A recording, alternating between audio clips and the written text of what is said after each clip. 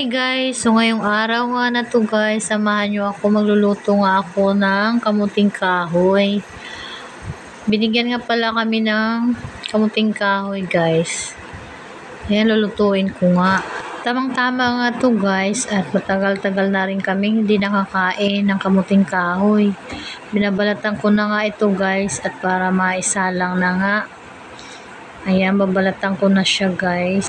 Tamang-tama nga lang ang laki ng kamuting kahoy. So dati nga doon sa probinsya, nagawa nga namin tong almusal, hapunan at saka tanghalian. Ayun, minsan pa nga ginagawa nga namin tong puto. Tapos ginaano namin sa pag wala kaming bigas. Pag halimbawa bumabagyo, may kamuting kahoy kami, yan ginagawa namin kanin. Tapos papartneran nga namin ng laswang gulay. Masarap na yun guys. Kaya ngayon, matagal kaming hindi nakakain. Ngayon lang ulit kami nakakain ito. Kasi hindi nga kami bumibili sa palengke kasi sobrang mahal din, at saka natatakot din ako bumili sa palengke kasi dati rin nalaso na rin ako ng kamuting kahoy. So ito guys, safe naman to guys, galing sa Cavite. Kaya yan, sinubukan ko na nga sa ingin siya. At tikman ko na nga. At habang sinasalang ko na nga guys yung kamuting kahoy, nagano na nga ako ng ulam para sa tanghalian. Papaya nga to guys. Gagataan ko lang, hinugasan ko nga lang muna. Tapos balatan, hiwain ko nga muna yung dulo kasi matigas yung dulo. Ayan, hahatiin ko nga lang to guys para mabalatan na. Mahirap kasi kung malaki na balatan, kaya hinati-hati ko na lang nga siya guys. Masarap nga to din guys sa mais na kanin, yung gulay na papaya. So ang halo ko pala dyan guys is lang, alugbati tsaka dilis. Masarap pala pag lang guys, simpleng ulam lang yung lulutuin kasi nakakabusog sa at tsaka din, healthy pa rin. Siya guys, sinugasan ko na nga itong papaya, tsaka natapos ko na nga siyang balatan.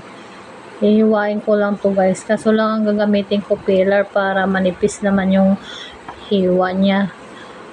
Ayan, tinanggal ko nga muna yung mga buto-buto dito guys. Unti lang naman yung buto-buto niya kasi sumiksik nga lang. So ayan, ginamitan ko na nga siya dyan guys. Tapos hiniwa-hiwa ko na nga gamit ang peeler para manipis naman yung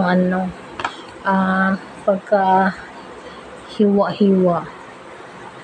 Dahil matamis na nga guys yung kinuha ko lang yung hindi matamis. Mamaya sausawan ko ng suka yung kasi na siya, madilaw-dilaw na, malapit na siyang mahinog.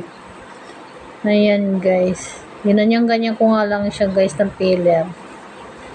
Diba? Madami din yung isang isang buong papaya. Ayan, ganyan ko nga lang siya guys. Ayan. So, masarap yun guys pag laging gulay yung kinakain kasi daw healthy. Kaya minsan lang kami nagkakarni kasi baka magka-HB, kaya ganun. Lagi kaming gulay. Pero once a week naman, kumakain din naman kami ng karni. Dati nga sa probinsya, nakuha kami ng papaya. Pinapakain lang namin sa alaga namin, mga baboy. Tapos dito nga sa napakamahal na nga ng mga bilihin. Mga gulay, mahal na nga. Kaya kailangan natin magtipid talaga. Kasi sa probinsya, may mga tumutubo nga lang mga papaya sa mga lupa. Kaya masaya nga pag nanirahan ka sa probinsya, makatipid ka na nga. Bukod sa madami ka ng mataniman na mga gulay, marami ka pang maalagaan na mga manok. Yun, libre na rin makaulam na rin, no? Kaya, sobrang tipid. Kaya, ngayon, dito naman kami sa, Bulacan. Wala nga lang mataniman na gulay, pero nagtanim nga lang ako sa, paso. Meron nga ako ditong alugbati, tsaka tanglad. Yun nga lang yung tanim ko dito, guys. Ayan, malapit na nga ako matapos maghimay o maghiwa ng papaya. So, ayan na, guys. Hanggang dyan lang yung kukunin natin na papaya kasi matamis na nga yung ilalim niya. So, ayan. Binanyan ko nga lang siya pag hiwa. Pag peeler. Kasi ako dyan, comfortable ako mag-peeler ng ganyan, guys. Ayan, nahulog. Sayang naman, kanuha ko na nga. Sayang. Malang gulay. O, diba? Tapos, guys, lagyan ko na nga ito ng asin. Ko lang nga, guys. Ganyanin ko lang siya, guys. Hugasan ko lang para maalis yung dagta. So, ayan. Hugasan muna natin yung hiniwa natin papaya.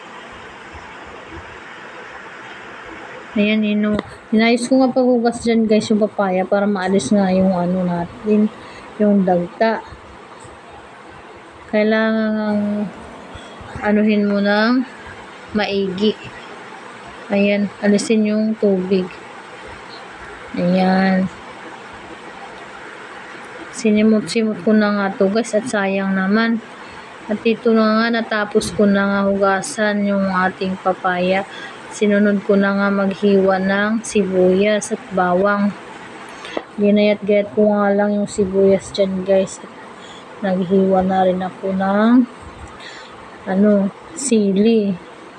Yung sili natin, guys, isang sili nga lang yan. Hiniwa-hiwa ko na nga lang ng maliliit para may konting kick.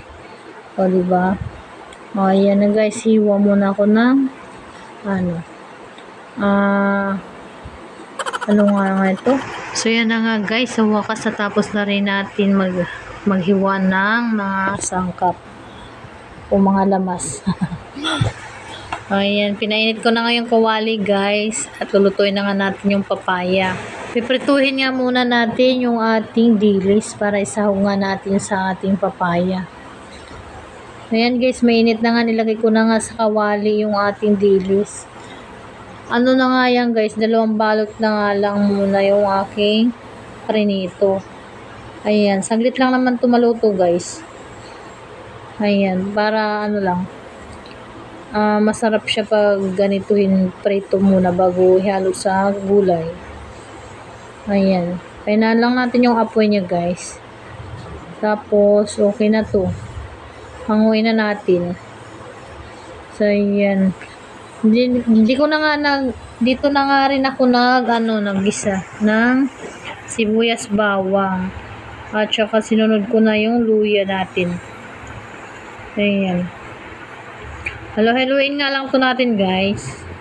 Para mag-mix yung mga lamas natin at saka para lumabas na rin yung aroma. So, ayan, guys. Tapos, okay na to, guys. Sunod naman natin yung ating papaya sa kawali. So, ayan. Nilagay ko na nga yung papaya. Tapos, halo-haluin na nga natin to, guys. Ayan. Para mag-mix siya. Pero saglit lang naman to, guys. Kasi na yung papaya, maganda yung may crunchy. Diba? May crunchy ang ating gulay. So, takpan nga lang natin to, guys. Pagkalipas nga ng 10 minutes. Ayan. Na siya. Luto na siya. Ayan. Pwede na siyang lagyan ng gata. Ayan, susunod ko na nga dyan guys yung ating dilis. Dilis muna inuna ko guys.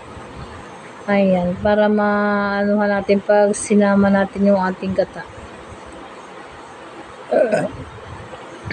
Ayan, mga 10 minutes lang guys. 10 minutes o 5 minutes. Pakuluin lang natin saglit. Saglit ba yung 5 minutes? Cherries. So, okay na to guys. Lagay na natin yung ating gata. Ayan. Ayan, masarap na guys. Halu-haluin to natin guys para mahalo yung ating gilis. So, ayan. Nilagyan ko pa nga ng kunting tubig kasi nga may pa pala doon sa sa sachet. So, ayan. Halu-haluin natin at tsaka pakuluin na muna natin to para maluto yung gata. Masarap kasi pag lutong-luto yung gata. Ayun ang ko talaga. Mas masarap. Tapos meron nga ako ditong alugbati guys. Yun nga yung sinasabi ko kanina na tinanim ko dito sa may gilid namin. So, di ba napakinabangan ko na rin. Pero matagal na to guys. Hindi pa nalanta. Nga lang siya, tumaba na siya, tsaka dumami yung niya, talbos. So, ayan, diba? Di healthy yung ating ulam for today's video. Okay, pakuluin lang natin to guys, lutuin lang natin yung ating alugbati. So, yun guys, thank you for watching. Ayan, naluto na. Maraming salamat. Thank you for watching guys. Bye bye.